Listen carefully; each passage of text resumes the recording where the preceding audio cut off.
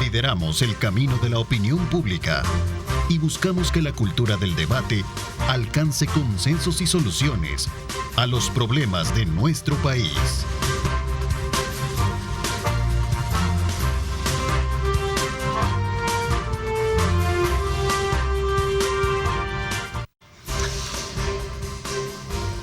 Son las 6 de la mañana, 32 minutos, 6 con 32 minutos. Nuevamente gracias por estar con nosotros a esta hora de la mañana. Agradecemos, como siempre, esa fiel sintonía a nuestro programa hoy, precisamente este día jueves, en el que, como siempre, le damos la más cordial bienvenida a todos y cada uno de ustedes. Queremos, desde luego, agradecerles el estar pendientes de nuestra señal, que obviamente se mantiene vigente a través de nuestras plataformas digitales y por supuesto a través de nuestra señal abierta. Recuerde usted que tiene hasta el 30 de abril para poder hacer su declaración y por supuesto también contribuir a construir un mejor El Salvador. Así es que declara tu renta ingresando a mh.gov.sv. La fecha límite es el 30 de abril. Así es que desde ya ahí está la invitación para que usted se contribuya precisamente a mejorar el país.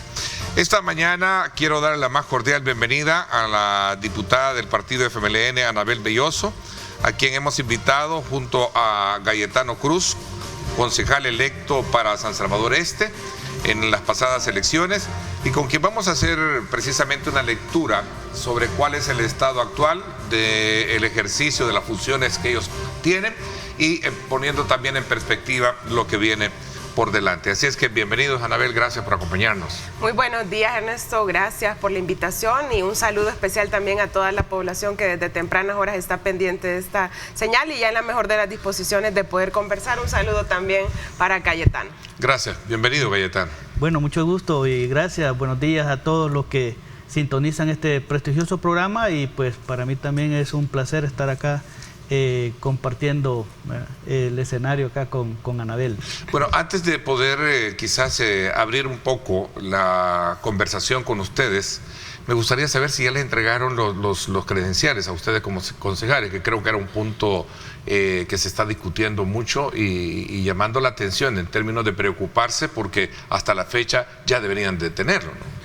Sí, los credenciales. En otras elecciones, a estas alturas, ya se tenían las credenciales y lamentablemente ahora, como ha sido casi que una dinámica por parte del tribunal, en los atrasos, no tenemos las credenciales. Se ha escuchado porque yo oficialmente no he sido notificado de que la credencial, qué fecha se van a entregar. Sin embargo, se ha escuchado de que muy probablemente se entreguen el 25 de este mes, aunque esto obviamente va a tener consecuencias porque cómo hacer ya la acreditación para presentarse a las nuevas, a las autoridades y ver el tema de lo que va a ser la transición. Ok, con las credenciales viene siendo como el permiso o la licencia que tienen para ustedes entrar en ese, digamos, en ese periodo de transición y conocer qué reciben y cómo reciben, entiendo. Sí, bueno, de hecho, esta mañana creo que en una declaración el concejal que tiene el partido de FMLN, don Simón Paz, en San Salvador Centro, también hacía una denuncia sobre una declaratoria de reserva que se tienen algunos gastos precisamente en los informes financieros o que la alcaldía debería de tener en este periodo, ¿no? Estamos a las puertas de poder casi asumir, ¿qué? Un mes y medio, ¿no? Sí. Para poder asumir. Es que como las credenciales, obviamente cuando uno se presenta, lo primero que le preguntan es si uno trae la credencial y es razonable que le pregunten a uno si uno tiene la credencial. Pues perdón, menos de un mes, ¿verdad? Estamos a menos de un mes. Menos de un mes, porque los consejos estarían entrando el 1 de mayo. El 1 de mayo, ¿no? Sí, Sí, entonces, bajo ese esquema es que uno se presenta y dice, bueno, mire, aquí está mi credencial que me da la investidura para poder ya entrar a un proceso de transición, porque no es el 1 de mayo que uno va a conocer qué exactamente es lo que recibe. Hay actos preparativos que le permiten, ya que el 1 de mayo, que posiblemente se convoque a consejo, que así debería ser, para ir tomando ya lo que son decisiones que son urgentes, pero no se va a hacer si no se tiene la credencial. O este retraso en entrega de credencial es precisamente lo que estaría afectando hoy por hoy. ¿Y hay alguna, digamos, información que tengan que el tribunal les haya dicho las razones por las cuales no se otorgan todavía?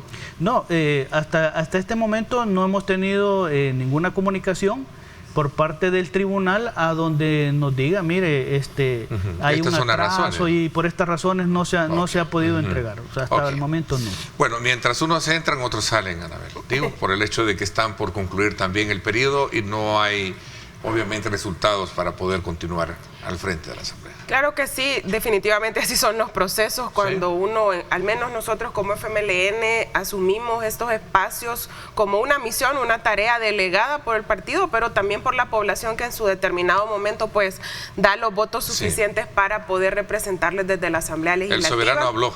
Claro, y a pesar de que para el 2024 como partido, hablando en el caso del departamento de San Salvador y en otros departamentos tuvimos más votos que en el 2021, por la modificación de la fórmula, obviamente eso no fue suficiente y por lo tanto, además que ya sabemos cómo también se llevó adelante el proceso electoral del 4 de febrero, sin embargo para nosotros ha sido de mucha satisfacción estar representando a la población en este periodo, en mi caso particular 2 periodos como propietaria, tuve la experiencia 2018-2021 y en este periodo que definitivamente es un periodo que marcó en la agenda legislativa la ausencia de las prioridades que la población necesita sean resueltas por parte de un órgano de Estado como la Asamblea Legislativa y a pesar de eso, de existir una correlación que todo el mundo sabe, vea, de una mayoría por parte del partido Nuevas Ideas, nosotros no abandonamos nunca primero un eje de trabajo de propuesta. Estuvimos proponiendo de manera permanente, de manera constante,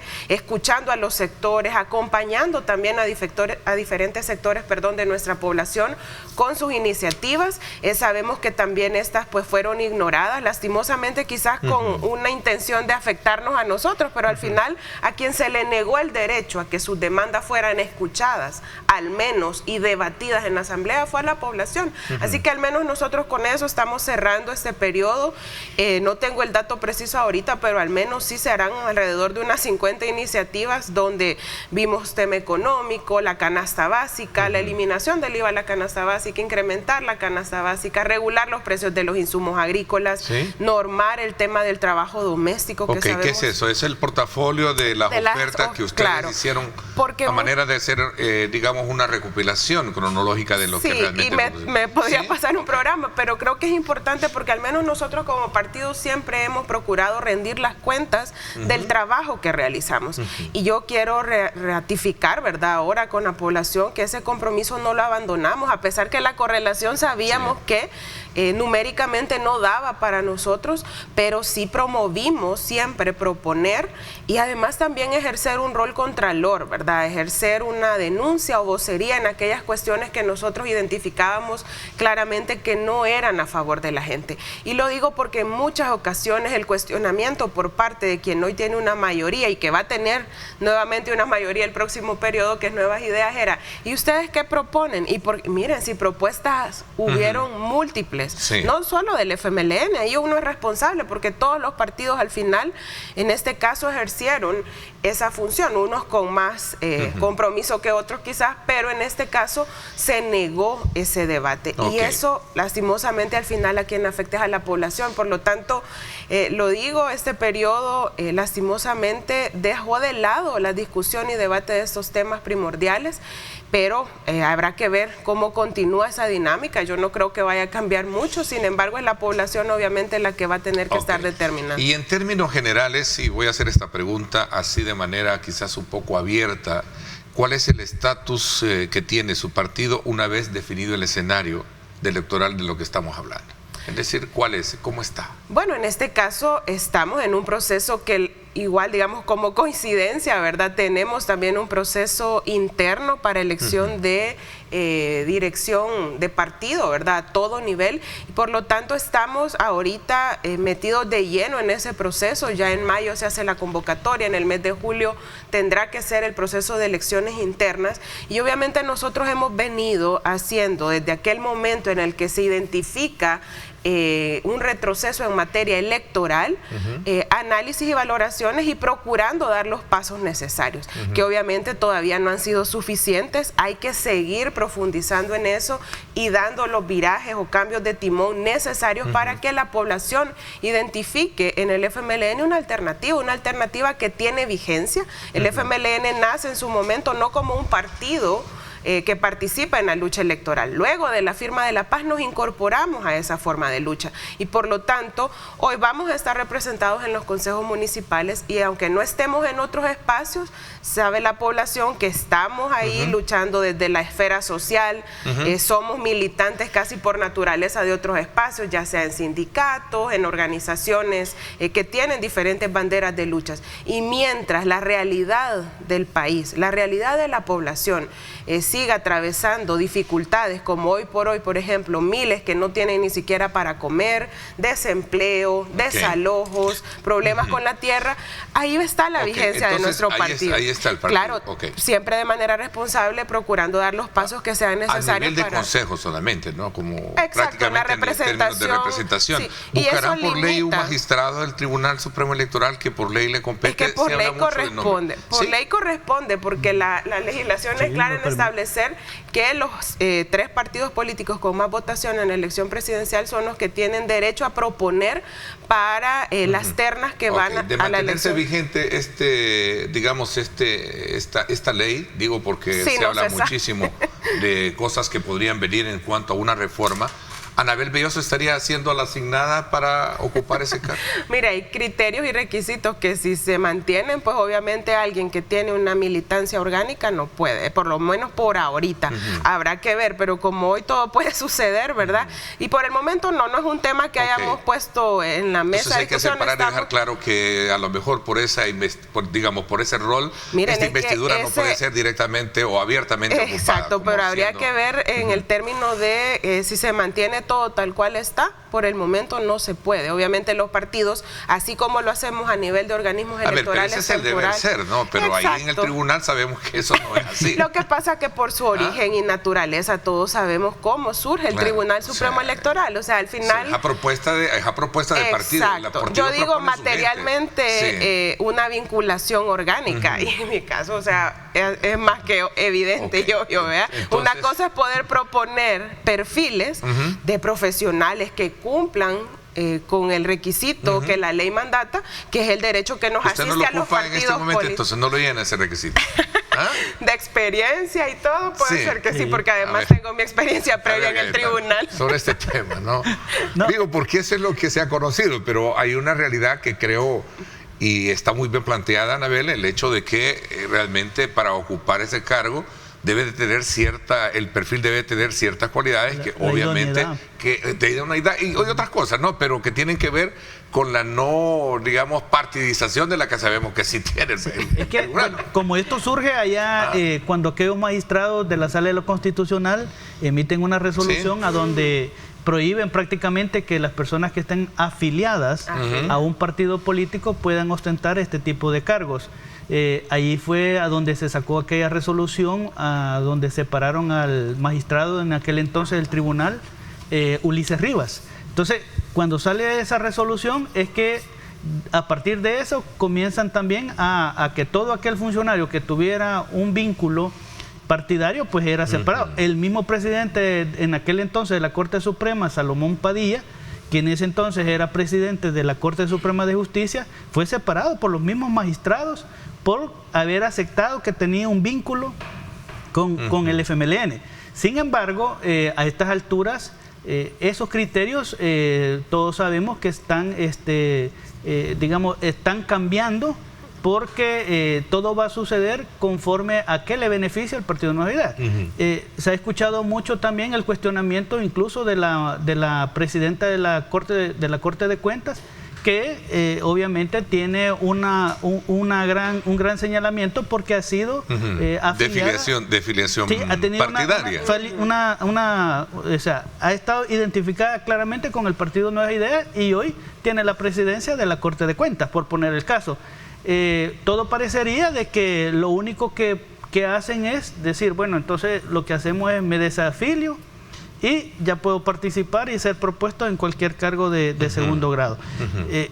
Por lo menos hoy por hoy eso es lo que está en la mesa, pero como dice Anabel, respetando la resolución de la Sala de lo Constitucional, no se podría. Quería tocar ese tema, desde luego, porque paralelo a la lectura que se le está haciendo al carácter de estatus que tienen los partidos políticos una vez concluido y definido el proceso electoral anterior, muchos se preguntan, bueno, ¿qué es lo que va a venir por delante? Si es que va a venir una reforma. Entiendo que en la Asamblea Legislativa hay mucha expectativa con relación a este tema. Círculos políticos también lo tienen, en fin, pero no hay nada en concreto cuando se pregunta de manera directa sobre el tema de reformas constitucionales, que muchas de ellas estarían apuntando precisamente a modificaciones dentro de la estructura de designación que tiene el Tribunal Supremo Electoral. Así es, por el momento no existe una iniciativa como tal que haya incorporado el partido, en este caso Nuevas Ideas, a la Asamblea. Sin embargo, todos conocemos, porque ha sido público, un texto que circuló hace algunos meses sobre una posible reforma a la Constitución, que es sumamente amplia, ¿verdad? Un tema que sabemos que se trabajó prácticamente a puertas cerradas, sin consultar, sin que la población a estas alturas conozca realmente ese contenido. Y además hay que señalar que también ya existe jurisprudencia que señala que no se podría realizar una reforma a la Constitución luego que ha quedado en firme un proceso electoral. Estamos ya a 2 semanas de finalizar el actual periodo legislativo y ningún partido, creo yo, al menos el que hoy es, mejor dicho, el partido que está promoviendo o que posiblemente podría promover una reforma a la Constitución, que en este caso es el que gobierna Nuevas Ideas, no fue dentro de su oferta electoral 2021 el llevar adelante una reforma a la Constitución. Y en esto la sala que emite esa resolución en aquellos años dijo que no es posible porque al final ya hay una configuración diferente planteada por el soberano, por el pueblo a través de la elección de febrero, que además no planteó en su momento indicado la legislatura actual, conformada por los partidos que estamos ahí representados, una reforma. Por lo tanto, no debería ser, pero eso es el deber ser, como muy bien decía Ernesto. Bueno, y muy discutible porque si retomamos un poco el planteamiento que surgen a partir de ese tipo de trabajo judicial, ¿sí? Se pone muy en tela de juicio la famosa palabra, el gobierno de jueces. Entonces aquí está el Estado sometido a un gobierno de jueces, a resoluciones de jueces. En el pasado no me gustan, pero ahora sí me gustan. Entonces esto pareciera ser que es parte del debate. Fíjense que a nosotros, aunque no nos gustaron muchas resoluciones en su determinado momento y las pudimos cuestionar y las pudimos señalar e incluso argumentar del por qué no compartirlas, al final siempre se respetaban. ¿Por qué? Porque había y se procuraba el respeto a la independencia entre órganos de Estado. Pero y en este caso... se dice mucho que el tema debe de ser discutido, que no se le debe de temer. Lo he hablado incluso con algunos juristas. ¿Ustedes no están reacios como partido, digamos, en su momento a poder analizar este tema? ¿La reforma? No, claro que no. La hemos planteado en múltiples plataformas. Nosotros siempre hemos dicho el derecho humano al agua, el derecho humano a la alimentación, derechos para las mujeres, derechos para los grupos vulnerables, derechos económicos, derechos sociales, que quizás son los que menos se desarrollaron en el marco de la gran reforma de los acuerdos de paz. No es que estemos cerrados a hacerlo, pero a 2 semanas de que termina un periodo no te da ni para consultarlo quizás con 2 o 3 sectores. O sea, no es un tema ligero, sino que lleva mucha profundidad y además qué tipo de reformas son las que se están planteando. Un documento como el que promovió la vicepresidencia actual de la República, sometido a consideración de comisiones, ¿no basta para poder de alguna manera? ¿Lo conocen ustedes? No, de hecho sí sabemos que hubo un documento que se trabajó, incluso se hizo prácticamente una mesa de trabajo, pero al final ya no se tuvo resultados. Hoy por hoy desconocemos el proyecto que se va a presentar en físico, pero sí hemos escuchado de algunas voces de qué posiblemente es lo que se pretende cambiar dentro de la Constitución. Lo que está claro es que no son simples reformas, sino que lo que se quiere tener es un proyecto nuevo de Constitución. Pero hay que recordar que también en aquel entonces la Sala de lo Constitucional prohibía que se hiciera este tipo de, más que todo cambiar la Constitución, que no es algo, digamos, sencillo, pero porque también no fue parte de un programa que se le ofreciera a la población para que la población pudiera tener la opción de decir, bueno, yo voy a votar por este partido porque dentro de sus plataformas de gobierno está el hecho de cambiar la Constitución, y precisamente los temas que se van a cambiar dentro de la Constitución son este y este y este, y yo estoy de acuerdo, entonces voy a votar por ese partido. Eso no ha sucedido, porque si a la población le preguntaran, ¿usted está de acuerdo en perder derechos constitucionales, como por ejemplo cuando se dice del régimen de excepción y se han perdido y la gente se da cuenta qué derechos constitucionales están suspendidos? No está de acuerdo. Entonces, ¿cuál es el punto al final? El punto es que la población debe de conocer con anterioridad y con mucho tiempo el poder conocer qué es lo que contiene un nuevo proyecto de constitución, y eso hasta el momento no ha sucedido. A ver, por eso es que yo en su momento planteaba, es decir, si en el pasado muchos partidos políticos han sido congruentes en la necesidad de poder digamos, darle un estatus mejor al tema del agua, el tema de soberanía alimentaria, en fin, tantas cosas que hay ahí. Pero también hay aspectos que ahora en día como que asustan hablar, como por ejemplo la despartidización, esa separación de la línea jurisdiccional y la parte administrativa de instituciones como por ejemplo el Tribunal Supremo Electoral, que estábamos hablando. Pareciera ser que da miedo también entrar en ese tema. No es cuestión de miedo, Ernesto. Yo creo que cada país obviamente tiene un recorrido histórico, la misma creación de la institucionalidad responde a esa historia, y por lo tanto cuando hablas de reformas en tema constitucional, en materia electoral, no debes dejar de lado esa historia y tampoco obviar el contexto. Y digo porque ese tema no es nuevo. Yo he formado parte de la Comisión de Reformas Electorales y debo decir que en el periodo anterior, porque hoy prácticamente esa comisión ha estado sin funcionar, hay que decir que hubo mucho debate y discusión. Conocimos experiencias de la región, tanto de instituciones que tenían concentrada la actividad administrativa como jurisdiccional, así como otras que la tienen por separado. Y en casos donde pues cada país responde a sus realidades, pero ninguna, digamos, que acá que me digan específicamente, o deberíamos hacer el análisis a profundidad del por qué la necesidad de hacerlo o no. O sea, uno no está cerrado a debatir. Quienes no debaten y están cerrados a hacerlo e imponen es nuevas ideas. No sé si es por incapacidad, porque no los dejan o qué, pero no debaten y no ponen a discusión los temas como deberían. No los dejan claramente. Pero al final este tema, así como toda una reforma a la Constitución, debería de ser algo ampliamente consultado, debatido y dado a conocer a la población. Porque eso es un tema bien específico, que obviamente hoy, así como hemos visto que ha estado funcionando el actual tribunal, prácticamente plegado y de manera sumisa a una agenda gubernamental y no actuando de manera independiente, podría responder, porque quien lo promueve es el partido que actúa de manera autoritaria, obviamente seguir teniendo un control mayor. Pero habría que hacer un debate. Yo en eso no tengo problema, y nosotros no tenemos problema. El tema es que se deben hacer los procesos como resulte, digamos, de la mejor manera para nuestra población, porque experiencias de países donde está concentrada la función o separada, pues hay de manera exitosa, modelos hay de diferentes formas, pero ¿qué responde mejor a la realidad salvadoreña? Si sabemos que venimos de décadas, como en los 70, de fraudes electorales, que hoy revivimos mucho de esa época, por cierto, donde había un Consejo Central de Elecciones que sabemos cómo actuaba, que este tribunal lastimosamente nos hizo recordar mucho de esa época. Sí, y sea, por lo tanto, en este proceso 2024... En una evaluación quizás un poco así ya, que fuera de lo que ya hemos discutido, todavía no les convence bien el rol que jugó el tribunal. No, están reprobados. Sí, están reprobados. Y que está claro de que el tribunal, podríamos hablar de los magistrados, pero creo que una de las responsabilidades más grandes que van a responder los magistrados actuales del Tribunal Supremo Electoral es por el hecho de haber permitido que se trastocara toda la normativa y se manoseara todo el proceso electoral, porque en el tribunal estos magistrados no es primera elección que pasan, o sea, ellos tenían experiencia ya en elecciones.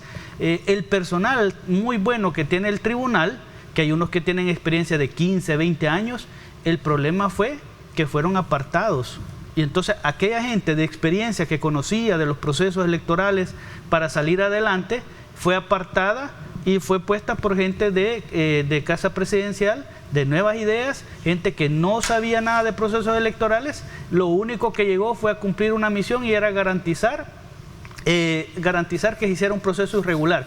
Por eso es que se tiene hoy por hoy un gran desorden y muchas afectaciones en la entrega de credenciales, en el no pago de personal que estuvo, sacrificada prácticamente las 2 fechas de elecciones, y que hasta la fecha ahí están todas las denuncias de la gente que todavía no le han pagado y muy probablemente Cayetano, quizás no y en ese sentido, regresando al tema del estatus de los partidos políticos, esa es la parte de lo que pudo haber afectado el hecho de que en su momento estas elecciones, a pesar de que ustedes quedaron en el caso de la elección presidencial en un segundo lugar con más de 200,000 votos, pero afectó el no poderse haber traducido esto para elegir alcaldes y diputados particularmente, es decir, o en su esencia, ¿qué ha pasado?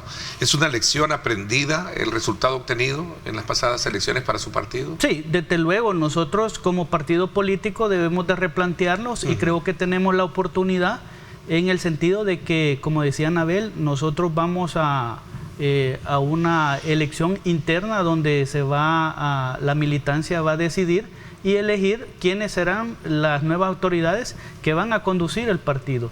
Y creo que esto sería una gran oportunidad que tenemos para tener una dirigencia con cuadros, que yo sé que dentro del FMLN hay mucha capacidad, hay muchos hombres, mujeres, jóvenes que tienen una gran capacidad, que al llegar a conducir el FMLN formular una estrategia que tenga un contenido también de aquellos errores que nosotros hemos cometido, pero también de aquellas fortalezas que el Frente ha tenido. Y una de las que debemos de tener siempre en la mesa es el hecho de acompañar toda aquella lucha que sea a favor del pueblo, ¿verdad? Sí. En ese sentido, creo de que debe de ser una de las prioridades que debemos de tener como FMLN.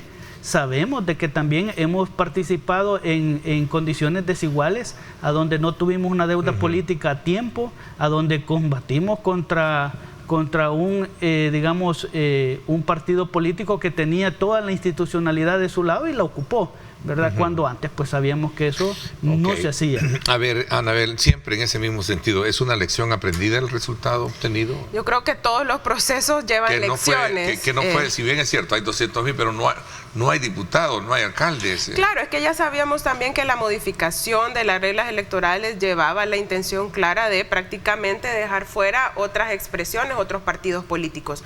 El resultado tiene múltiples causas. Uno debe asumir con mucha responsabilidad aquellas de manera autocrítica en las que vos tenés un nivel de responsabilidad mayor, pero tampoco sin dejar de lado todos aquellos factores externos que influyen.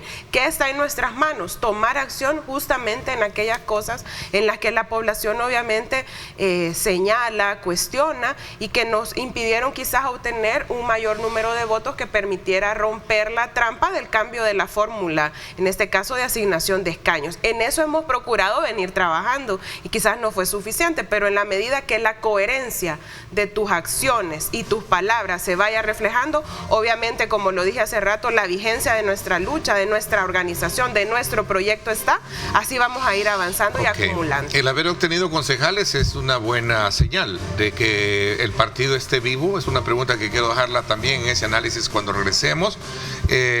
También si es el resultado electoral el preámbulo de la existencia o no que puede tener.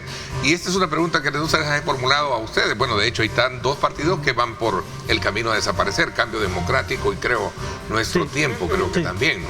Entonces, por esa razón quiero dejar planteados estos 2 elementos claves para seguir en este análisis de esta mañana de día jueves, 7 de la mañana en punto. Recuerde, el progreso de El Salvador depende de todos. Como lo decíamos, el Ministerio de Hacienda pues los invita a que hagan de su parte y declare su renta antes del 30 de abril. 7 de la mañana en punto, nos vamos a la pausa y regresamos.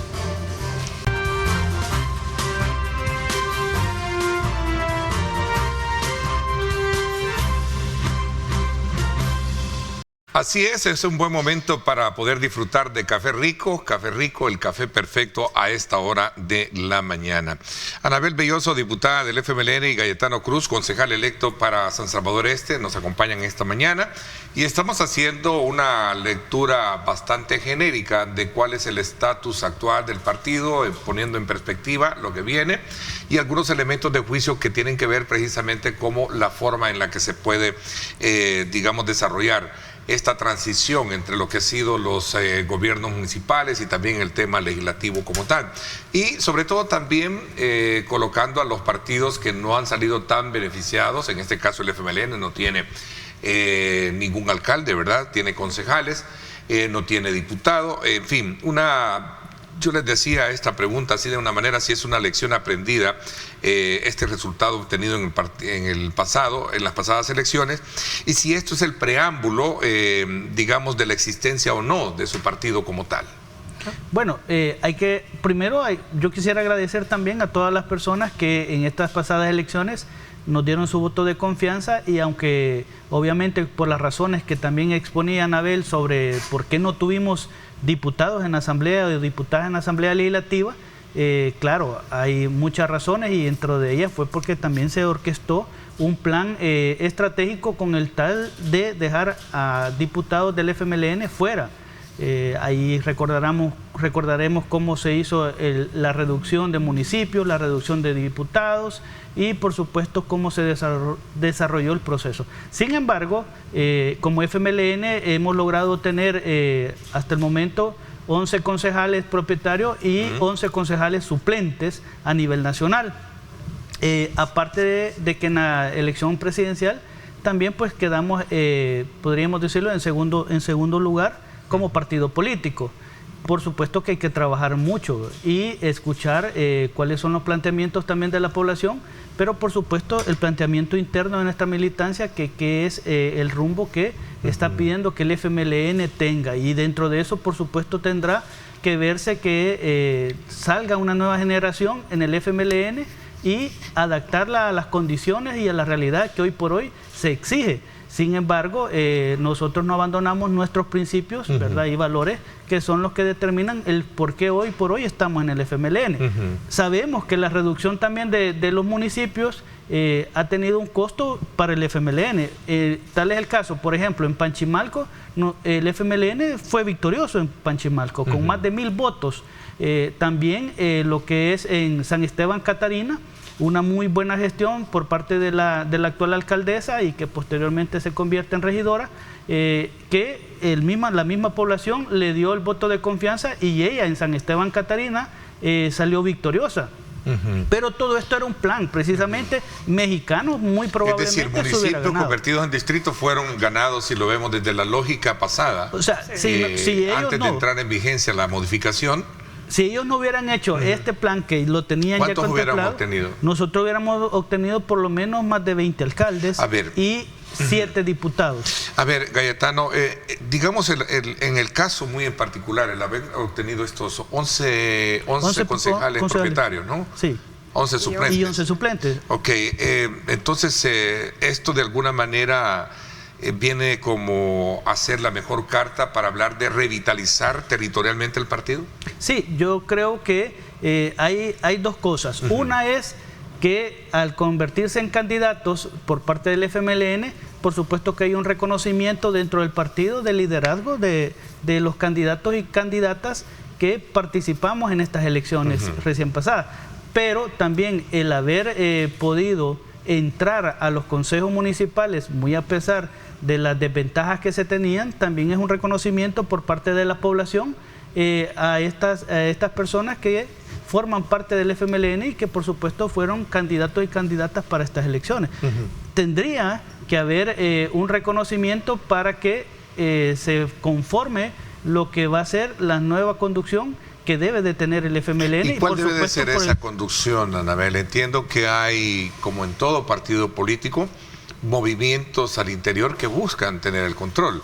Por un lado tenemos a Manuel Flores, que él ha dicho abiertamente que le gustaría en algún momento direccionar, tener al mando estar al mando del partido.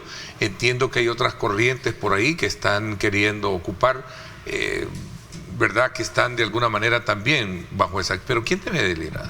Bueno, en este caso creo que la sabiduría de la militancia es la que manda. Yo siempre rescato eso porque nuestra principal fortaleza es nuestra militancia, esa que tiene mucha claridad del momento que vivimos, no solo como partido, sino que también como país. ¿Sí? Y por lo tanto, ¿cuál es el partido que este momento de la historia demanda, en este caso del FMLN como partido de izquierda? ¿Y cuál va a ser la incidencia que va a tener en la toma de decisiones de partido, exacto, también del país a nivel nacional, si no tiene diputados? Pero eso mismo podríamos haber planteado en este escenario de estos 3 años anteriores. O sea, nosotros éramos 4 en la Asamblea Legislativa, claro, teníamos una vocería, claro, y eso la utilizamos. Sí. Y eso también ha permitido una acumulación, que quienes hemos logrado tener esos espacios, ya sea en las redes sociales o en otros medios, obviamente los vamos a seguir utilizando para ser voz, denunciar injusticias,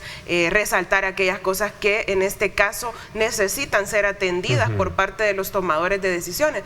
Vamos a fortalecer mucho la lucha social, que es algo que ya veníamos trabajando en estos 3 años pasados. Por lo tanto, yo ¿la van digo... a retomar? Porque alguien dijo que la habían como perdido, ¿no? Mire, esa fue una demanda, un señalamiento, un cuestionamiento que vino durante nuestros 10 años de gestión de gobierno central, y por lo tanto después de eso hemos procurado venir, digamos, reunificando esa relación con el caso de movimiento social, expresiones organizadas. Sí. No lo hemos llevado, digamos, a un nivel que digamos que ya está todo solventado, no, pero hemos procurado trabajar en ello y lo vamos a seguir haciendo. Hablando de ese tema, Jaime Guevara reconoce que el FMLN perdió conexión con la gente. Sí, es que es algo que la población nos ha señalado. Y yo por eso digo, al menos en estos últimos, y puedo hablar con más propiedad de estos 3 años anteriores, procuramos recuperar esa conexión, recuperar esos lazos, digamos, que permitieran trabajar de manera conjunta y convertirte, vos que estabas en un espacio de toma de decisión, al menos en esa vocería. Y eso lo vamos a seguir haciendo. Cuando en los espacios de decisión hay un control prácticamente absoluto por una sola expresión, que en este caso es Nuevas Ideas, que sumado a eso ignora el sentir y los, en este caso, peticiones del pueblo, de la población, obviamente hay otros espacios para hacer incidencia. Hablando de lecciones aprendidas, ¿fue un error haber mostrado esa marcada diferencia, por ejemplo, en la Asamblea Legislativa entre 2 prácticamente fracciones políticas? Yo creo que no, porque incluso nuestra militancia después logró entender que, y eso fue un reflejo de que tenemos criterio propio y que se nos deja dentro del FMLN, a diferencia de lo que en otros momentos se cuestionaba, de que por qué votan en bloque, que por qué no se pronuncia, fue claro que el debate siempre ha existido. Hoy se reflejó en la diferencia en la toma de decisiones o votaciones. Pero disentir es normal, es incluso claro, hasta saludable, sano. Pero separarse, no sé. No, es una diferencia. Entender que eso es saludable. No es separación, no es una separación. Tuvimos la mayoría de votaciones comunes. Y eso ahí lo puede ver la gente en el registro de las votaciones. El haberte diferenciado, porque desde mi punto de vista, y en este caso coincidíamos con Dina, no era admisible seguir aprobando endeudamiento, aunque le pusieran el nombre al programa de los más románticos y bonitos, como es experto este gobierno, pero en la ejecución no hay nada. Y los compañeros quizás dijeron, bueno, le vamos a dar todavía aquí un voto de confianza, pero después el criterio cambió, porque es evidente cómo se venían dando las cosas. En este caso, la mayoría de las votaciones fueron comunes. Yo creo que es sano que se evidencie que el debate existe, que hay diferencias a veces de opinión, pero eso no quiere decir que no coincidís en los planteamientos, al menos de carácter, de objetivos, valores y principios. Quien anda fuera ya de eso, de los valores, principios o carácter, como partido de izquierda, obviamente también la militancia lo va a señalar y será la militancia la que juzgará. Ok, entonces me queda claro que esta mañana de parte de ustedes, en términos de opinión, ¿no? Que el FMLN, a raíz de no tener una voz, digamos, contundente en la Asamblea Legislativa, en los gobiernos municipales, va a retomar la lucha de clases para hacerse sentir. Sí, tenemos que retomar contundentemente lo que es el acompañamiento de las clases sociales y de las organizaciones campesinas, los trabajadores y por supuesto el pueblo en general. Si es que ahora la población va a poder ver con más claridad, porque ahora ya no van a poder decir las administraciones anteriores, porque las administraciones anteriores hoy son ellos, ya no van a poder decir, e incluso en esta legislatura que va saliendo, tenían todo para poder cambiar y mejorar las condiciones del país. Si lo único que han mejorado incluso ha sido lo que es el centro de San Salvador con las luces, pero de ahí que la gente diga que económicamente está bien, que está el sustento en sus casas, que tiene más agua en las comunidades, eso no es cierto. Entonces, hoy por hoy, lo que va a pasar es que ya no le pueden pasar echando la culpa a todo mundo. Ahora los culpables van a ser ellos y eso no se lo van a poder quitar.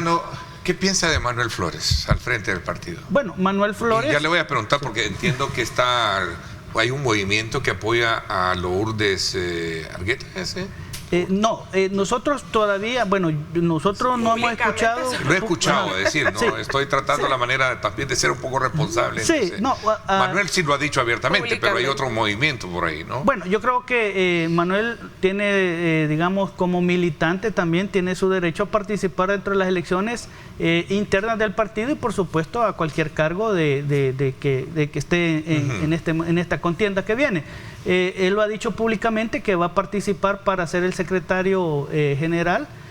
Tendrá que ser la militancia la que decida si al final entiendo... Si le otorga ese poder. Le entiende ese poder, porque yo entendería, por lo que hemos estado viendo, que habrán otras personas que se inscriban también a la candidatura de secretario general y que por supuesto considero de que va a ser sano porque va a permitir que la militancia tenga las opciones por quién al final al cabo se va a decidir.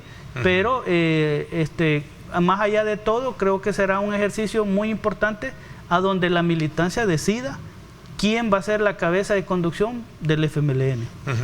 Ahora, si nosotros lo vemos desde el punto de vista del planteamiento que ha abanderado siempre el FMLN como un partido de izquierda, ¿de qué izquierda estamos hablando? Porque he escuchado también otros movimientos liderados como por ejemplo por Walter Raudales, que habla de la nueva izquierda. ¿Cómo ustedes ven este debate en la cual obviamente subyace o está planteado el hecho de que él era el FMLN que en su momento abanderó este término, ¿no? O esta concepción ideológica? Yo no considero de que haya una nueva izquierda, o sea, la izquierda es izquierda.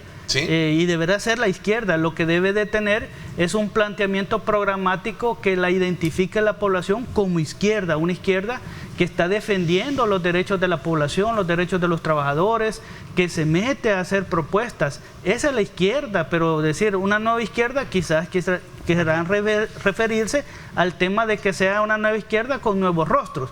Está bien, pero al final al cabo debe ser una izquierda y eso no es de nueva, vieja, sino que debe ser una izquierda que responda en realidad a sus principios y valores, por lo cual se dice ser de izquierda, pues si no... Ok, Anabel, en el mismo sentido. No, esto, nosotros hemos venido diciendo que bien que se organice la población, o sea, si al final sabemos y tenemos claridad que no toda la gente en El Salvador, que quizás se define como de izquierda o incluso progresista, pueda sentirse ahorita plenamente identificada con el FMLN. Nuestro trabajo como partido, por hoy el único partido legalmente inscrito de izquierda en el país, es trabajar por recuperar confianza y credibilidad, y en eso estamos metidos de lleno. Que surjan otras expresiones, pues tienen su derecho de hacerlo. Confianza y credibilidad. En este caso es natural, pues así son los procesos, no vamos a decir nosotros de manera prepotente, somos los únicos y todo. No, es al final parte también de la realidad y del día a día. ¿Y se puede lograr esa confianza y esa credibilidad en qué tiempo? En la medida en la que tus acciones sean coherentes con tu definición y justamente tus valores por la justicia social, por el combate, en este caso, a las injusticias, por la igualdad de género, por el combate contra la corrupción. Y el tema de apartar a todos aquellos que de alguna manera le han hecho daño al partido siendo señalados, cuestionados por actos de corrupción. Arena lo está haciendo. De hecho, estamos viendo algunas decisiones últimas en las cuales comienza a expulsar ya a gente que está haciendo, que le ha hecho daño al partido. ¿El FMLN debería de entrar también en esa catarsis? Siempre y cuando haya comprobado, ¿verdad? Y hay un proceso finalizado donde hay señalamientos, obviamente hay instancias dentro del partido que de manera automática, digamos, de oficio pueden actuar, como es el caso del Tribunal de Ética. Y no los hay todavía, a pesar de tantas cosas que se menciona, se cuestiona, de exfuncionarios. Nosotros hemos dicho de manera tajante y al menos hasta, pues, bueno, de manera pública, de forma reiterada, que la corrupción debe combatirse venga de donde venga. Prácticas que riñen contra la ética también deben combatirse. No es propio de un militante de izquierda, de una persona que se dice ser revolucionaria, actuar de esa forma. Y por lo tanto, una vez haya claridad de que se ha cometido cierto delito, esa persona ya no pertenece, pues no debe pertenecer a una instancia, a un proyecto como es el caso del FMLN. Hoy por hoy sabemos, y yo lo digo con mucha responsabilidad, muchos exfuncionarios de los gobiernos nuestros están siendo procesados. Ninguno hasta esta fecha se ha logrado determinar el nivel de responsabilidad. Habrá que ver qué pasa en esos momentos, pero tampoco podemos dejar de señalar que no hay imparcialidad en el sistema de justicia en el país. Y por eso nosotros seguimos exigiendo que se actúe apegado a derecho, que se respete el debido proceso, que se respeten las garantías procesales y que realmente se trabaje en aras de la justicia y la transparencia y que no se actúe bajo enfoques que van más encaminados a un tema de... En ese mismo sentido, quizás para ir cerrando este ciclo aproximado de esta conversación que hemos sostenido y que les agradezco muchísimo que vengan y compartan estos puntos de vista.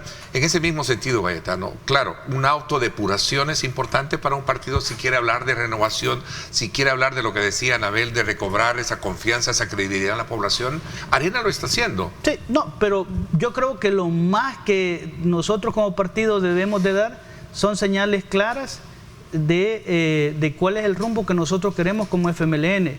Y por supuesto recuperar la credibilidad. Muchos de nosotros, cuando fuimos candidatos, fuimos señalados por cuestiones que ni tan siquiera nosotros hicimos. Sin embargo, debemos de cargar con ellas.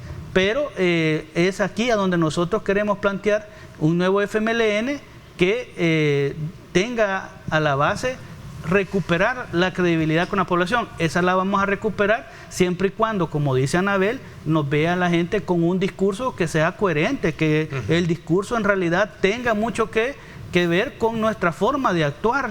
Y por supuesto ¿será el acompañamiento en las calles de esta población? A ese FMLN vamos a ver ahora. Yo pienso que nosotros debemos de retomar las calles y las calles van a ser necesarias. Solo fíjense ustedes, ahora están sacando, decía una persona de Nuevas Ideas, no, ahora no hemos sacado ni un solo garrote para darle a los vendedores. No, y es que ahora lo que están haciendo es amenazándolos con el régimen, por eso no lo sacan. Pero yo considero de que esta crisis se va a profundizar a modo tal que la población va a volver a las calles y allí va a tener el acompañamiento, por supuesto, del FMLN. En cuanto a las personas que han dejado quedar mal al FMLN, esas personas deben de irse del FMLN, no las queremos en el FMLN, pero todo aquel que esté dispuesto a luchar, a trabajar duro en el FMLN por sacar adelante y volver a reconquistar a la población con un principio de credibilidad y confianza, por supuesto que ahí va a estar en el FMLN, pero todos aquellos que le hagan daño al FMLN tengan por seguro que los vamos a sacar. Ok, bueno, lamentablemente el tiempo se nos fue. Reflexiones finales, concluyentes, Anabel. No, agradecer el espacio nuevamente y también a quienes han estado pendientes y decirles que el FMLN está comprometido a dar los pasos necesarios en este momento de la historia para poder recuperar confianza y credibilidad y pues ahí nos vamos a seguir viendo desde cualquier espacio de lucha. Ok, vamos a estar desde luego muy a la expectativa de lo que surge. Sin duda alguna el reacomodo, toda esa, creería yo, metamorfosis que va a traer consigo, producto del resultado electoral pasado, va a ir viéndose y ese será el punto de partida para poder hacer una evaluación si los cambios son certeros o no son certeros dentro de un instituto político. Por eso planteaba lo que en su momento estamos viendo en partidos como Arena, en donde también está ya prácticamente reaccionando con este tipo de acciones. Gracias, Cayetano, por habernos acompañado. Gracias, Ernesto. Gracias también, Anabel, nuevamente. Son las 7:22. Gracias, quédese con nosotros. Nos vamos a una pausa y regresamos con noticias y luego regresamos con la segunda parte del programa.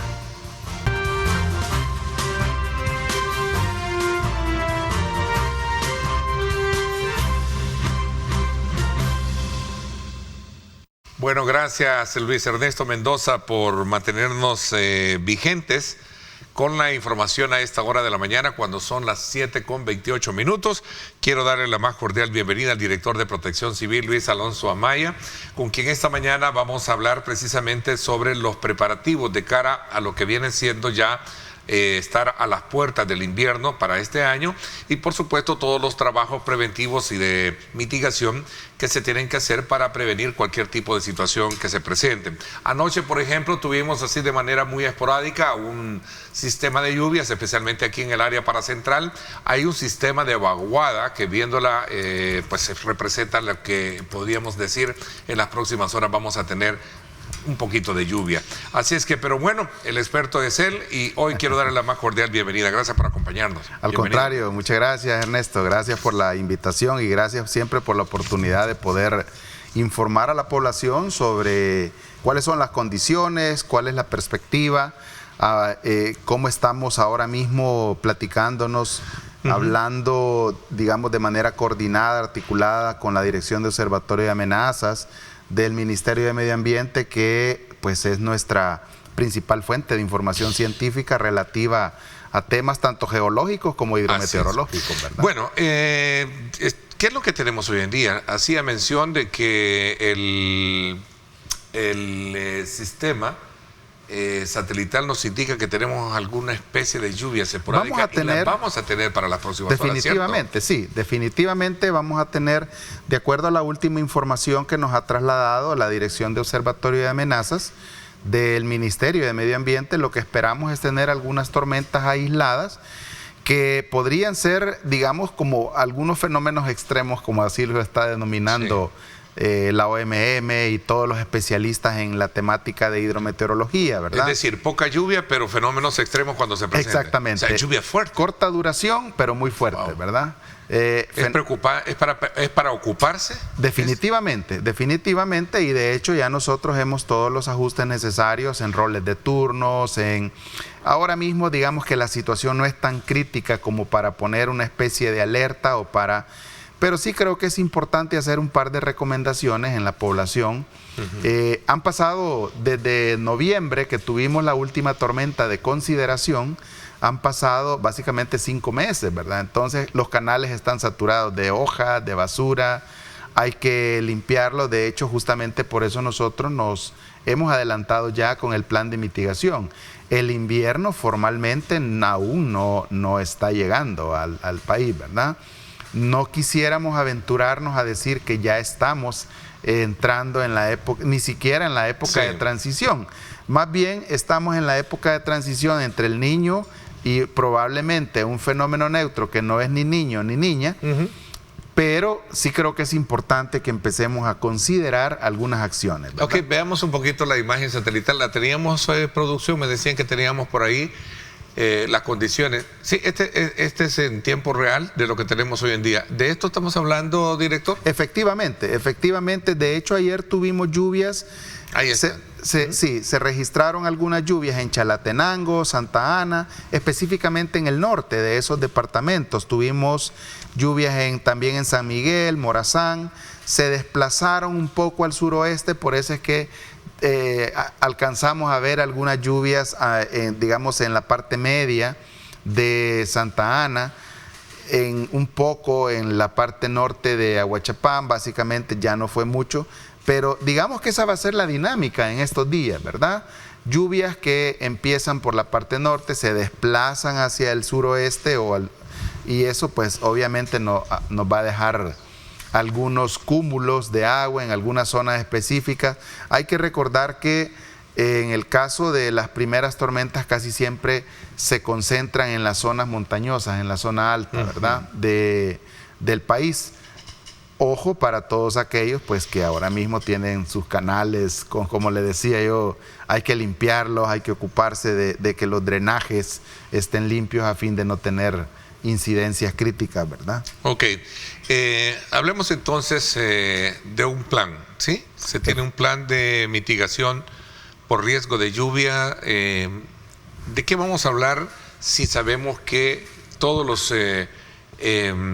digamos, los inviernos siempre nos trae sorpresas, ¿no? Sí. O sea, pero tenemos que prepararnos para eso. Definitivamente, mire, cada vez que nosotros diseñamos un plan de estos, obviamente se considera cuál es la perspectiva climática, ¿verdad?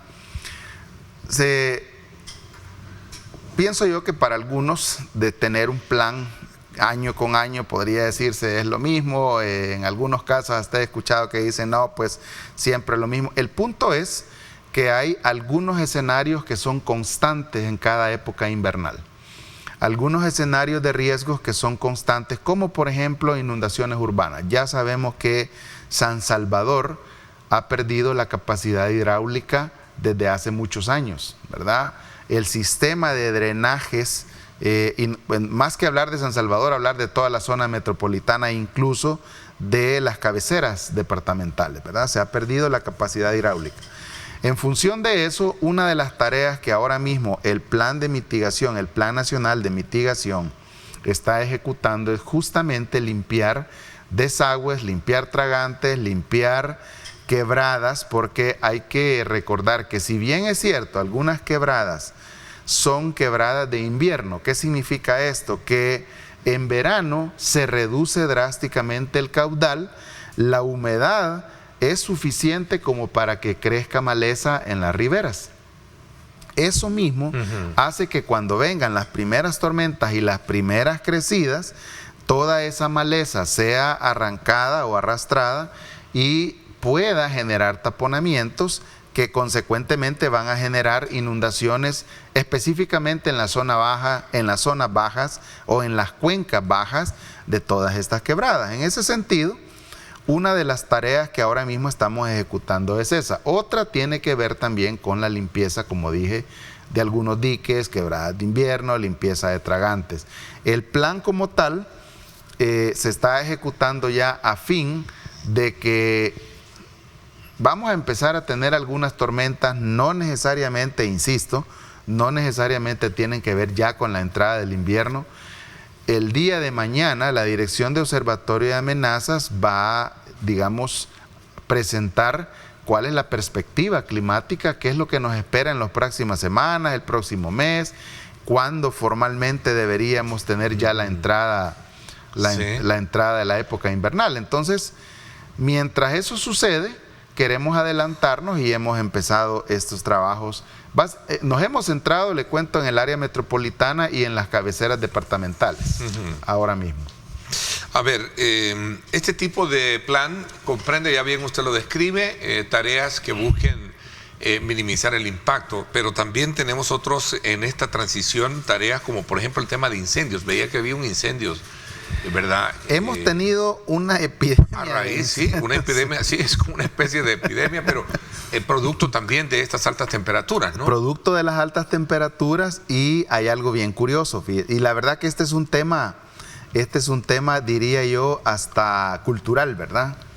Es un tema cultural. Caen las primeras tormentas y todas las personas que obviamente se dedican al cultivo específicamente de granos básicos empiezan a preparar sus tierras. Entonces, ¿cuál es el punto? El fin de semana tuvimos un incendio forestal muy crítico en la zona de San Jacinto. Y así hemos tenido incendios, bueno, para que tengan una idea, incendios en maleza, desde el 1 de enero hasta el 16 de abril llevamos 2.120 incendios que han tenido obviamente pues que ser atendidos.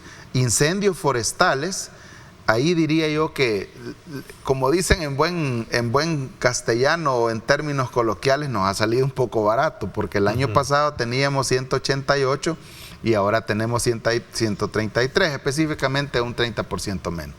Pero más allá de los números, más allá de las estadísticas, que creo que es importante que la población escuche y sepa, que se ha tenido una crisis de incendios en algunos casos que han empezado con prenderle simplemente fuego a la basura que recolectamos de la casa.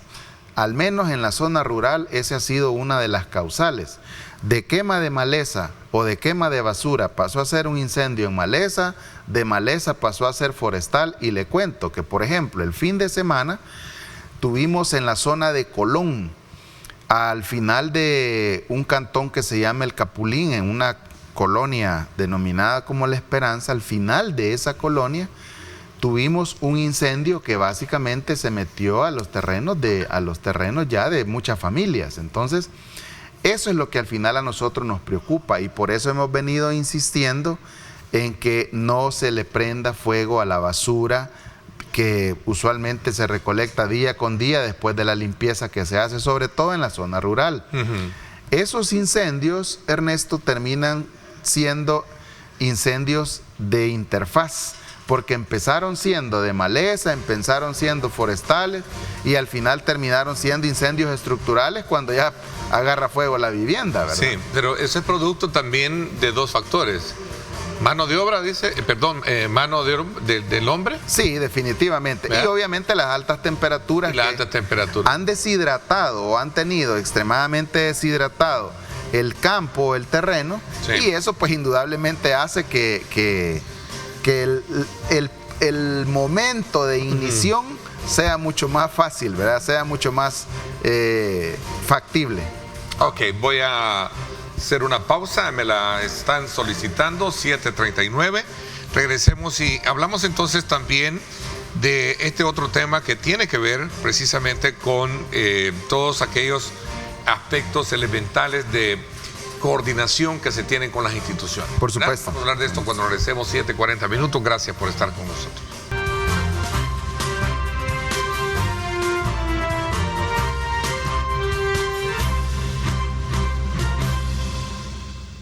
Bueno, gracias nuevamente. Hablando de esa coordinación, de esa concatenación de esfuerzos que plantea el poder estar trabajando con las instituciones gubernamentales de forma coordinada, creo que es importante hablar también de toda la instrumentalización o los instrumentos, la tecnología, sí. Cómo hoy en día está a la mano. Hablábamos extra cámara sobre el paso que este servidor ha tenido a lo largo del tiempo en la preparación para leer e interpretar las condiciones climáticas en el país. En el pasado tuve muchas capacitaciones, pero también esto va cada vez más evolucionando. Por supuesto. Y sabemos que ahora el tema de la tecnología nos permite aún más ser certeros en saber cuándo llueve, cuándo no llueve, qué es lo que vamos a tener, qué tipo de situación es la que vamos a tener para los próximos días, ¿no? Bueno, ha avanzado tanto la tecnología, Ernesto, que ahora es muy fácil entrar a una página. Por ejemplo, está el Windy, está todas estas páginas que son como para aficionados. Y de fácil lectura. Por supuesto, sí. Y de fácil lectura, establecer una probabilidad de lluvia.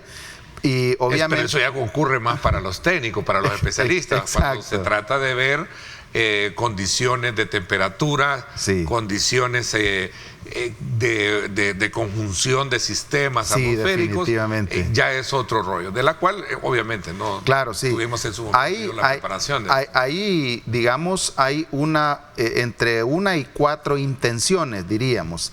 Porque obviamente pues nunca se escribe un documento final en relación a eso, ¿verdad? Siempre. ¿Por qué? Porque son pronósticos. Exactamente. Exactamente. O sea, es una probabilidad. Los pronósticos de tiempo, por eso se llaman, son probabilidades. Exactamente. Y una probabilidad es que puede ser o no puede ser. Y mire qué interesante, porque fíjese que si de repente habláramos sobre la definición del riesgo como tal. Etimológicamente el riesgo nos hace pensar en una probabilidad de tener daños específicos a partir de la materialización de una amenaza. La verdad es que sí, y qué bueno saber que usted también ha estado metido en esta dinámica de conocimiento. En el pasado para interpretar las condiciones atmosféricas. Excelente. De hecho, lo trabajé mucho acá, lo expuse, trabajé mucho la exposición, las lecturas, aquí en Megavisión hace tiempo. Claro, y es muy útil. Le cuento que Perdón, la modestia, no se me deja en el marco del trabajo que nosotros realizamos como Sistema Nacional de Protección Civil, esa digamos que es una de las prioridades que ahora mismo están establecidas. Le cuento que ahora mismo se está ejecutando a nivel global una estrategia de parte de Naciones Unidas que se llama Sistemas de Alerta Temprana para Todos. A partir en principio de que los fenómenos extremos cada vez van a seguir siendo más y más frecuentes, sobre todo en los trópicos, entonces, o por lo menos más sentidos en los trópicos, pero en función de eso, el Plan Nacional de Protección Civil ahora mismo se ha enfocado en justamente capitalizar experiencias que no solamente tienen que ver con instituciones, sino por ejemplo como la suya, como la que tienen otros medios de este país y que han permitido crecer, diría yo, crecer técnicamente en el establecimiento de probabilidades. Así es que ahora en relación al trabajo que estamos haciendo, hay una serie de procesos que se han llevado paralelamente. Unos que tienen que ver con el establecimiento del riesgo o indicadores de riesgo, otras que tienen que ver con la ponderación del riesgo. Y en función de eso, usted puede ver que, por ejemplo, se han desarrollado acciones muy puntuales que incluso tienen que ver no solamente con la reducción de riesgo, a partir de eventos geológicos, a partir de eventos hidrometeorológicos. No solo verlo desde el lado de la lluvia, ¿no? Exactamente. Porque esa es una de las situaciones que hoy en día, a veces por creer que solo este es el problema que tenemos, pero tenemos un problema de estar en una zona altamente sísmica. Exactamente. Y a eso también hay que agregarle el día a día, Ernesto. Por ejemplo, ¿qué tan frecuente es un sismo? Bueno, aunque decimos que aquí tiembla todos los días, y es así, aquí tiembla todos los días. Ahora mismo hay una apps, hablando de tecnología, ¿verdad? Sí, sí. Hay una apps del Ministerio de Medio Ambiente que básicamente nos avisa que en el preciso momento que está ocurriendo un sismo. Entonces, así como esas intenciones hay otras, pero hablando del día a día, ¿qué tan frecuente o cuánto tiene el periodo de retorno de un sismo? En algunos casos se dice que 20, 25, ahora mismo no, creo que 2001, los terremotos de 2001 desvirtuaron totalmente esa teoría de que aquí tiembla cada 15 o cada 20 años, ¿verdad? El tema es que ahora mismo tenemos un silencio sísmico ya de 23 años. Y este otro tema, bueno, por ejemplo, aquí me está pasando un dato nuestro equipo de producción que me parece también no olvidarlo a la hora de hacer una lectura como la que estamos haciendo de todos estos fenómenos que impactan de manera, digamos, emergente. Por ejemplo, el caso de los accidentes de tránsito representan justamente también, a eso quería referir, ¿verdad? Representan también un factor preocupante desde el punto de vista de la atención que merece atender ese flagelo o ese fenómeno. Exactamente, justamente a eso quería referirme. En el día a día, Ernesto, hay cosas que definitivamente, y por eso estaba tratando de hacer o establecer cada cuánto tenemos un terremoto. O sea, ahora mismo tenemos un silencio sísmico ya de cada 20 años. Cada 20 años. Bueno, al menos tenemos 23 años. Creo que 20, 25 años, ¿no? Sí, aunque en términos pero muy técnicos se estima que el periodo de retorno de un terremoto extremadamente crítico anda por los 100 años, ¿verdad? Okay. El punto es que hay cosas del día a día que también merecen la atención. Y a partir de eso, le decía, se están desarrollando procesos de mejora o procesos de fortalecimiento de instituciones como por ejemplo el sistema de emergencias médicas. Si de repente empezamos a ver estadísticas, cada cuánto tenemos una tormenta tropical. En algunos años en los que hemos estado bajo el fenómeno de la Niña, hemos llegado a tener hasta 4, 5, hasta 6 tormentas tropicales. No todas han sido extremadamente críticas, pero ¿cuántos accidentes teníamos cada día? Entre 30 y 35 accidentes que dejan, ahora mismo no tengo el dato estadístico de cuántos lesionados, pero si de repente empezamos a ver números, empezamos a ver prioridades, indudablemente hay que pensar en capacidades para búsqueda, rescate en estructuras colapsadas, pero también hay que pensar en rescate vehicular, en rescate vertical, en todas aquellas acciones que debemos ejecutar en el día a día. A partir de eso, usted, por ejemplo, puede, bueno, tenemos ahí mismo el Observatorio Nacional de Seguridad Vial, ¿sí? Siniestros viales. De lo que estaba ustedes pidiendo o hablando de esa información. Exactamente. Imagínense que fallecidos hasta ahorita llevamos 387, ¿verdad? En el tema de lesionados llevamos 3.362, algunos de ellos con politraumatismos severos que sí o sí tienen que ser movilizados en ambulancias medicalizadas o en ambulancias clase A, que tienen que llevar un médico, una enfermera, personal especializado. Entonces, todo ese es el trabajo que se está haciendo, que obviamente el gobierno tiene como prioridad, no solamente enfocado o viendo la seguridad desde el punto de vista social, la seguridad también desde el punto de vista digamos, específico en cuanto a atención de personas, atención de lesionados. Ahora mismo hemos podido notar, recién terminó la Semana Santa y creo que todo el Sistema Nacional de Protección Civil ha hecho gala del equipamiento y de los recursos, de la formación de los talentos humanos, que al final, obviamente en esta temporada invernal que ya se avecina, va a ser la diferencia también, Ernesto. Bueno, hay una pausa, me dice, y luego hablamos un poquito también de otros temas que tienen que ver precisamente con el tema de riesgo, específicamente cuando hablamos de aquellas zonas altamente vulnerables. Claro que sí. ¿Verdad? Yo creo que es importante saber si están identificadas. Somos una región altamente vulnerable, sí. Pero si hay una identificación geográfica que nos permita de alguna manera decirle, miren, hay que ponerle atención a esto. Por supuesto. ¿Verdad? Sé que hay muchos sectores poblacionales que están expuestos a esto. Por supuesto. Vamos a hablar de esto cuando regresemos, no me cambie.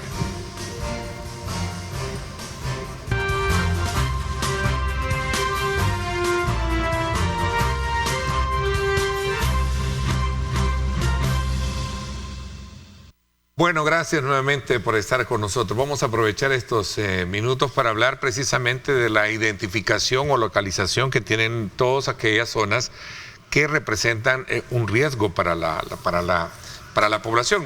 Pero antes quiero recordarles a nuestros televidentes que el progreso de El Salvador depende de todos. Haz tu parte, declara tu renta antes del 30 de abril.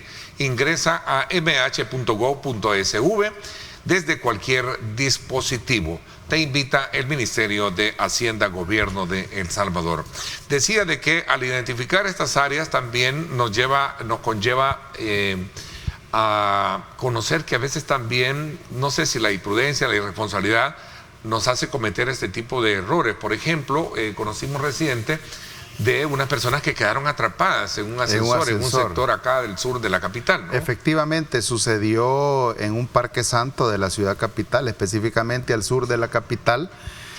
Según el informe que recibimos, pareciera que es un edificio donde hay capillas de velación de al menos de más de 2 niveles, y específicamente fueron personas que sobrecargaron el ascensor. El ascensor obviamente pues tiene una capacidad, ¿verdad? Y de hecho en la mayoría de los ascensores dice cuál es la capacidad en número de libras y en probable número de personas. Entonces lo que pasó es que se sobrecargó el ascensor, hubo necesidad de tener personal especializado de búsqueda y rescate. Ese es parte del trabajo, Ernesto, al que nosotros llamamos trabajo articulado, ¿verdad? Todas las instituciones, en este caso de primera respuesta, trabajando de la mano a fin de poder rescatar a estas personas. Hablando de temas de vulnerabilidad, en principio yo creo que es importante que la población sepa que hay factores que en algún momento pueden potenciar o reducir la vulnerabilidad de un país. Hasta hace algunos años El Salvador era catalogado uno de los países más vulnerables, al menos de la región centroamericana. El tema es, Ernesto, es qué tanto estamos haciendo por reducir esos índices de vulnerabilidad que tienen que ver específicamente con lo físico, tienen que ver con lo ambiental, tienen que ver con el factor cultural y educativo. Y por eso es que a nosotros nos gusta incidir mucho en que preferimos no hablar de zonas de vulnerabilidad, sino de escenarios de riesgo en los que deben considerarse, por un lado, la amenaza, es decir, la probabilidad de que ocurra algo, y por otro lado, la vulnerabilidad, que es la predisposición que tenemos nosotros para resultar afectados si una amenaza se materializa. Es decir, un sistema fortalecido que responde y atiende a la población en el momento de la emergencia. Y antes de la emergencia. Exactamente, ese es nuestro cometido, ese es el trabajo, para eso venimos formando talentos humanos, para eso estamos invirtiendo. Quiero decirle que solamente este año esperamos hacer una inversión de al menos de $5 millones en temas de equipamiento para búsqueda y rescate, para fortalecimiento de las capacidades, desarrollar procesos de formación que tienen el objetivo de formar habilidades, destrezas en el personal. Es extremadamente caro en esto. Solamente el tema de búsqueda y rescate en estructuras colapsadas es un tema extremadamente caro, pero hay que hacerse, se tiene que hacer definitivamente si queremos tener resultados como los que en algún momento, por ejemplo, tuvo el equipo USAR en Turquía. Eso obedece a un proceso constante de formación y equipamiento. Así es que ese es el trabajo. Ahora mismo estamos enfocados también en extrapolar esto que operativamente llama la atención, en extrapolarlo también a otras esferas donde deberíamos ocuparnos de trabajar la gestión prospectiva del riesgo, es decir, no solamente pensar en lo reactivo. Le cuento que la próxima semana vamos a desarrollar por primera vez en la historia un foro denominado Foro de Universidades para la Gestión de Riesgo de Desastres. El Salvador es suscriptor del marco de Sendai 2015-2030, ¿verdad? Que desde el seno de las Naciones Unidas, desde el seno de la Agencia de las Naciones Unidas para la Reducción de Riesgo de Desastre, ha establecido metas puntuales, prioridades en las que todos los países del mundo deberían estar trabajando para reducir el riesgo. Nosotros queremos apostarle que también esta temática llegue a la academia, que en cada una de las disciplinas universitarias, por lo menos una materia, se llame reducción de riesgo de desastre. Qué bueno, eso creo que es digno de resaltarlo, porque también, no solo desde la, digamos, perspectiva de la educación superior, debería de ser también desde la... Ese es el siguiente paso. De la menor, ¿verdad? Es decir, de la básica. Básica y media, ¿verdad? Media, ¿no? Básica y media. Sociedades como la japonesa, por ejemplo, educan a los niños desde pequeños, en los asiáticos, ¿no? Un tema tan sencillo, Ernesto, decir que, por ejemplo, los niños tienen que dejar de creer que aquí tiembla por castigo divino, por poner un ejemplo, ¿verdad? Sí, definitivamente. Hay mucho análisis en ello. Gracias por haberme acompañado. Al contrario, gracias a ustedes por el espacio. Gracias, pásenla bien y como siempre recuerden lo más importante, amar a Dios sobre todas las cosas. Lideramos el camino de la opinión pública y buscamos que la cultura del debate alcance consensos y soluciones a los problemas de nuestro país.